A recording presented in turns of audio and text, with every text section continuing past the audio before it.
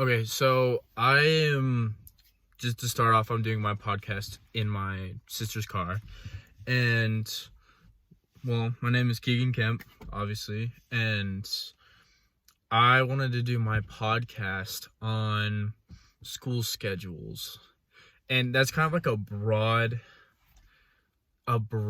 idea, I guess I would say. When I was my senior year of high school, I was able to do a research project on something I felt like could use change or had affected my life or something like that, and I felt like school schedules were. And so just the first point I want to start off with is start times.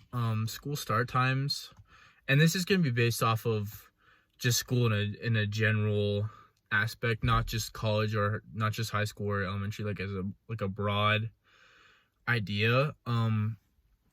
School start times are something that I have personally struggled with for a long time because I'm not a morning person until I started college. And so mornings have always been tough for kids, especially those in high school that have like full class loads and stuff like that. And so, and college kids as well, because I noticed that like every single day, all day, I'm tired because I'm at school all day.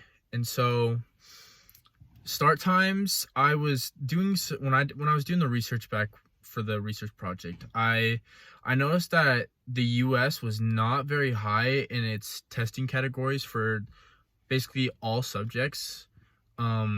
School countries like China and like Sweden and Europe all were testing very high in their concepts like math, English, science, just broad topics like that. They were always like back and forth. Like obviously there were different systems for how their schooling works, but I also believe that their start times were a lot later than ours were, except for China, they were at school basically all day every day. Because they'd have like a morning school schedule where they would get to school and then they would do their regular school day like we kind of have, but then they would have what you would call like a break, I would say. And then they would have like tutoring where they would go over everything that they learned in the day for like a second school session, and then they would go to sleep. So I mean, that's great for their country, and I don't understand how like struggling families would do work with that, because when I was in high school, I was working close to 40-hour weeks and playing multiple sports and trying to finish schoolwork and stuff like that. So that comes to my next topic of like class times, school class times, just depending on like the student, I would say. Classes can be too long, and I've noticed that with being in college, because we have like the Monday, Wednesday, Friday schedule, and then we also have the Tuesday, Thursday classes. I have a harder time being there the whole time, I would say, compared to my Monday, Wednesday, Fridays, because the shorter classes, you're able to put more energy into it, because it's a lot more interesting based off of the energy you have. So like when you move from class to class, you're getting prepared for a new subject, and then you're going to be there for that. And then you can really only base off a mental capacity of, I would say, just a younger child, or and I can't even think of the word, sorry, but you get it. So the age limit has certain time where you can only pay attention for a certain amount of time. And so as I was looking into it, I noticed that schools like Sweden and stuff like that, they were having shorter school times, like class times, and they were also starting later in the day. And so it was very interesting to me to notice that, because, well, I hear from teachers before that like they don't even have enough time to get all the stuff in they need to teach for the year. Well, maybe we need to cut down the school year itself, that leads to a whole nother topic. So the school schedule system is what really could be transformed into our school system as a country, as a nation, because it seems to be, I'm not going to say faulty, but it seems like we are putting children into classes they don't necessarily need, or classes they aren't mentally attributed to. Because I'm not, like, for myself, I'm a math science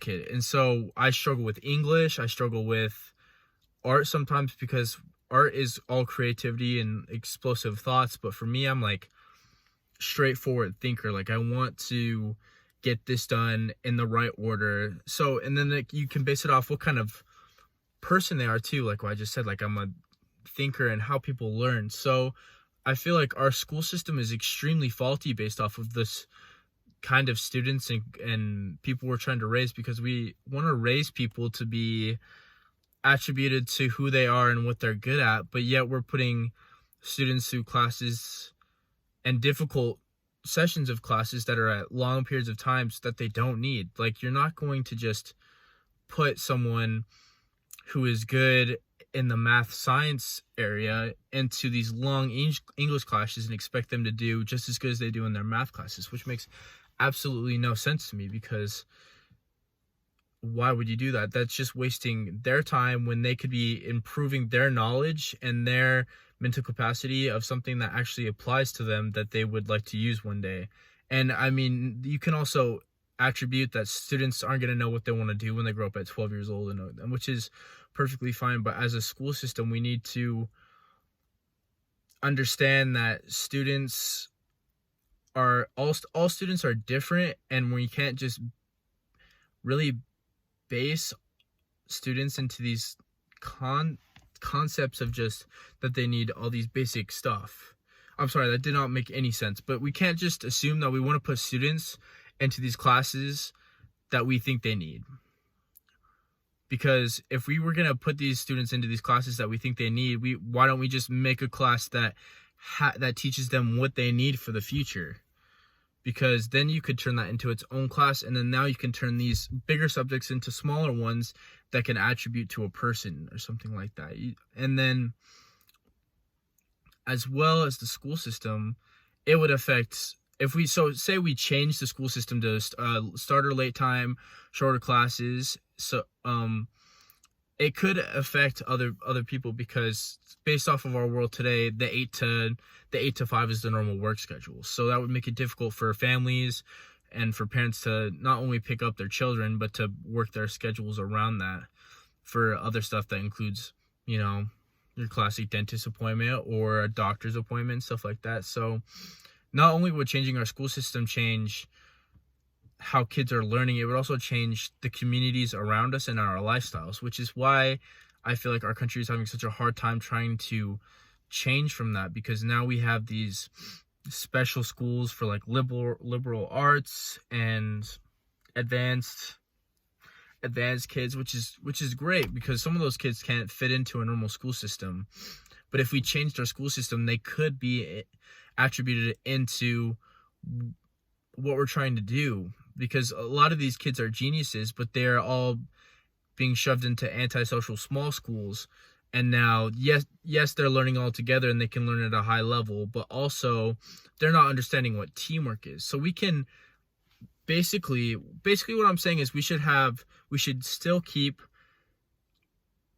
it's such a difficult topic, because I want to keep these regular classes at the same time, but also understand that we have students that are much more advanced. So maybe and we can't really base students off of like ACT scores and stuff like that, because a student can get lucky in what they're guessing, because it's multiple choice and stuff like that. Like, a student could have no idea and just guess B, B, B, B, B, A, B, B, and change up however they want, and then somehow they get a good score in one topic, and now in another topic that they feel like they're good at, they're not doing well in. And so, based off of the culture around us, we are putting these kids into difficult situations at such young ages that I feel like it's actually not benefiting them. It's actually making it more difficult for us, because for me, I didn't find, I've always liked math growing up, but I didn't really understand what it really meant to be good at math until I put myself into those more advanced classes. And then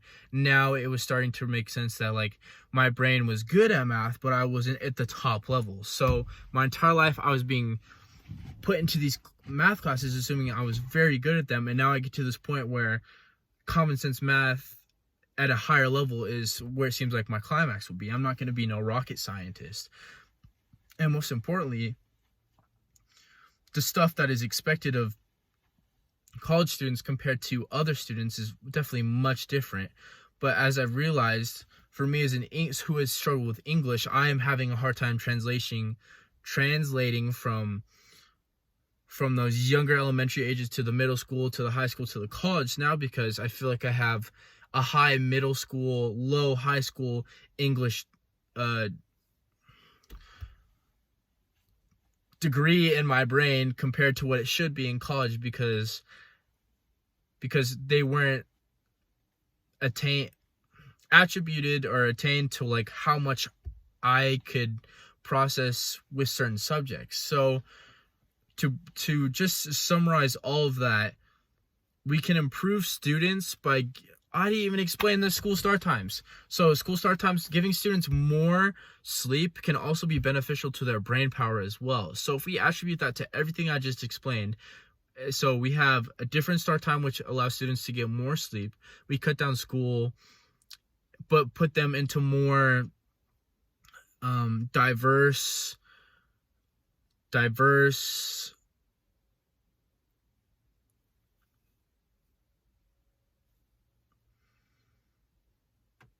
I don't even know, intellectually higher classes that attribute based off of who they are.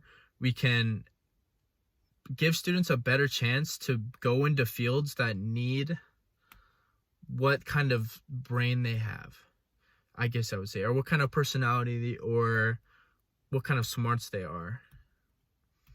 And so it's difficult to attribute each part of this from a school schedule standpoint, because now we're going into the different features of a person, of a student, of a family, what kind of lifestyle, who they are. So it's a very difficult topic, but I feel like if we could start off by first just cutting classes and allowing teachers, or maybe not even cutting classes, just making it so that teachers are only teaching to a certain point and then they go over what they just taught in class, or which is nice because students are going to be able to go everything twice, but now you are going to expect that students are paying attention the whole time when they could just wait till the end. So it's a very difficult standpoint, because yeah, as a student myself, I would rather prefer just to hear the 20-minute version of the summary at the end than spend the entire class listening. And so now you would have to put in some kind of system that would make it so that students have to allow themselves to pay attention to both areas of that kind of schedule, like testing and stuff like that. And so, which is not a bad idea, because then if you have I had a Spanish teacher who would give mini quizzes at the end of the class, 5 questions, just random stuff. And then like I would remember those 5 questions. And then as I think of those 5 questions, I would realize, oh, if I paid attention in class, that's where that came from. And then that's where that came from. So you could base a student off of quizzes and testing like that. And then also allowing maybe a system that would test students to see what kind of mental capacity they have or what kind of branches they're good at. But it's hard to do that, because a system like that would be multiple choice, which students could just guess at and then somehow become good at something else. So, and we don't have all the time in the world to look over each student's individual test and say, okay, they understand this, this, and this, but that, because that's basing it off of your personal knowledge. So there has to be some kind of system that allows for students to be put into areas where they're good and where their mental capacity is going to work at its finest.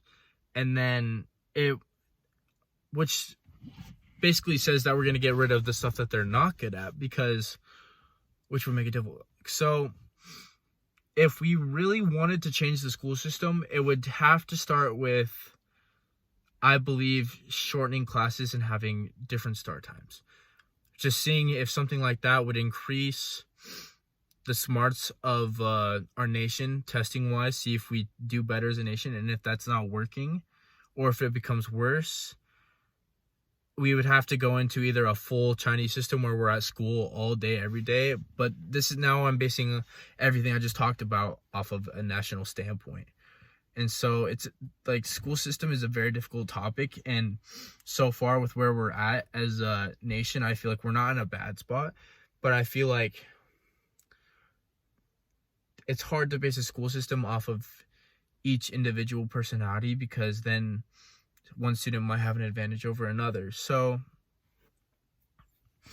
obviously there's more statistical facts that are out there now that I do not know or I'm not aware of, but I believe that students that have more sleep are going to do better overall. And so maybe our school system is not faulty at the moment, but it feels like it is, because students are having a lack of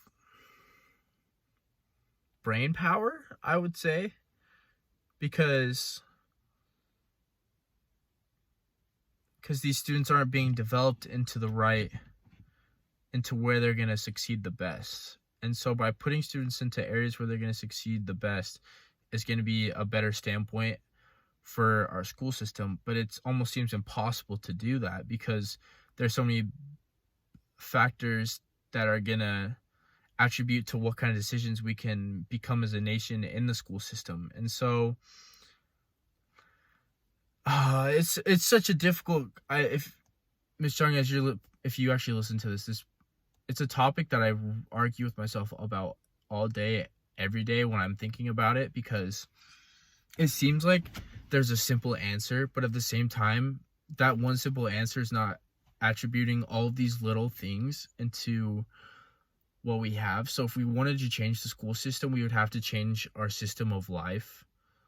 And especially due to COVID and stuff like that, when I did that report, COVID was not a thing at the time, but now that we attribute that, we have a lot of students that are at home online. And for me personally, now you attribute to who I am as a person, and I'm a people person. I'm a kinetic learner. I like to physically be there to learn what I'm doing. And so as COVID and stuff is online, students that may be like me in a way are struggling a lot, because not only is the motivation not there, just the feeling of being uncomfortable in a learning standpoint is hard, because students we've all grown up being at school, and now at one point we're all just stuck at a computer staring at a screen, which is also not healthy. And so just like when the flu was a thing, like people had to push through it and get over it. And so I feel like as a school system with COVID and how our national standings, we need to change and try to improve our school system off of the little things we can see. And little, like, baby steps are always going to lead somewhere, either positive or negative. And I feel like as people of a great nation, we need to understand that we are going to make future mistakes, and that by taking chances, we can see if we can improve ourselves. And not only that, give students that maybe are put through testing. So the lights just went out, my apologies. But we can put students through testing that would allow them to be put into better situations in a learning standpoint. And I know all of that was a little bit all over the place, just because a topic like this kind of bounces around a little bit. But most importantly, I just want to say that school scheduling and how long classes are and start times and stuff like that, it could be one of the best first steps based off of information I've seen and what other nations are doing. So to attribute that to our school system would be most beneficial in my personal standpoint. And so that's all I have to talk about for my podcast, and thank you.